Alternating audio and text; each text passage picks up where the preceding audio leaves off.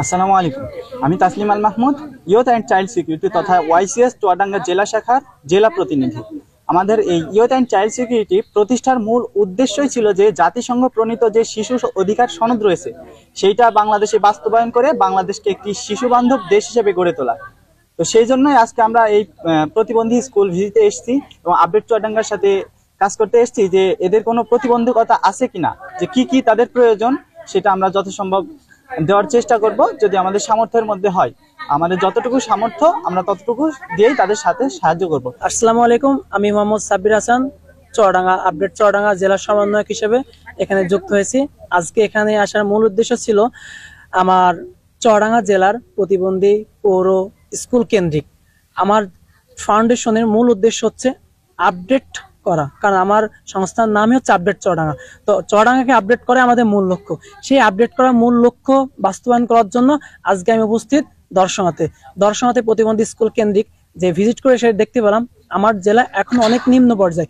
এই নিম্ন পর্যায় থেকে উচ্চ পর্যায়ে নিয়ে যাওয়ার লক্ষ্যে আমি আমার গ্রুপ এবং আমার সংস্থার সামনের দিকে এগিয়ে যাওয়ার প্রতিশ্রুতি দিয়ে এখান থেকে আমি স্থান ত্যাগ করব। আমাদের এখানে অডিটও হয়েছে, সমাজ কল্যাণ মন্ত্রণালয় থেকে আমাদের মাহমুদা সচিব আমাদের অডিট করে গিয়েছে গত 23 সালে, এবং আমাদের শাইলি সিদ্দিকা সমাজসেবা নির্বাহী অফিসার চুয়াডাঙ্গা জেলা, এবং প্রতিবন্ধী সাহায্য সেবা কেন্দ্রের আনারুল ইসলাম স্যার, উনি হচ্ছে যে প্রতিবন্ধী সাহায্য সেবা কেন্দ্রের কর্মকর্তা, গত 3 তারিখেও অডিট করে গিয়েছেন। এবং আমাদের এখানে সরকারিভাবে প্রতি মাসে মাসে থেরাপি দেওয়া হয়, এবং বিনা টাকাতে ওনারা হচ্ছে যে আমাদের চিকিৎসা দিয়ে থাকেন।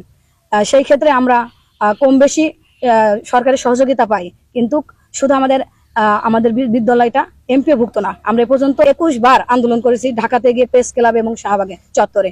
সেই ক্ষেত্রে আমাদের এখনো পর্যন্ত কোনো সুরা আসেনি। বারবারই বিগত সরকারও বারবারই আমাদের কথা দিয়ে গিয়েছে যে এমপিওভুক্ত স্বীকৃতি দেবে, এবং আমাদের বর্তমান সরকারও কথা দিচ্ছে যে আমাদের এমপিও দেবে, কিন্তু এখনো পর্যন্ত আমরা সেই সুরাহ পাচ্ছি না। সেই ক্ষেত্রে আমরা আমাদের মানবতার জীবনযাপন করছেন প্রায় শিক্ষক কর্মচারীরা। এখানে পুরা বাংলাদেশে 63,000 শিক্ষক কর্মচারী আছে, তারা বিনা বেতনে শ্রম দিচ্ছে, এবং 1772টা স্কুলে প্রতিবন্ধী স্কুল আছে। সেই ক্ষেত্রে মানবতার জীবনযাপন করছে আমাদের এই প্রতিবন্ধী শিক্ষকরা। কিন্তু আজকে সমাজের প্রত্যেকটা স্কুল কলেজ মাদ্রাসা এমপিওভুক্ত হচ্ছে, কিন্তু আমাদের দাবি যে কেন প্রতিবন্ধীরা এত অবহেলিত, কেন এত লাঞ্ছিত কি জন্য, এত অবহেলিত কি জন্য, যে আমরা আমাদের ন্যায্য অধিকার কেন আমরা পাই না, কেন সরকার আমাদেরকে সচক্ষে দেখছে না। আমরা তো বিশেষ চাহিদা সম্পন্ন শিশুদের নিয়ে কাজ করছি, তারা সমাজের অবহেলিত, লাঞ্ছিত, বঞ্চিত, তারা কখনো শিক্ষার আলো দেখতো না। যদি প্রতিবন্ধী বিদ্যালয়গুলো এখানে গঠন করা না হতো বা প্রতিষ্ঠান করা না হতো, সেই ক্ষেত্রে তো তারা কখনো শিক্ষার আলো দেখতে পেত না। কিন্তু আমরা শিক্ষক কর্মচারী, আমরা বিনা বেতনে শ্রম দিচ্ছি এই বিশেষ চাহিদা সম্পন্ন এবং শিশুদের ক্ষেত্রে। এই ক্ষেত্রে আমি সকল মিডিয়া ভাইকে জানাচ্ছি যে আমার আবেদন যাতে সরকার আপনারা তুলে ধরেন আমাদের যেন প্রতিবন্ধী 1772টা স্কুল একযোগে যাতে এমপিওভুক্ত এবং স্বীকৃতিকরণ করে সেই লক্ষ্যে।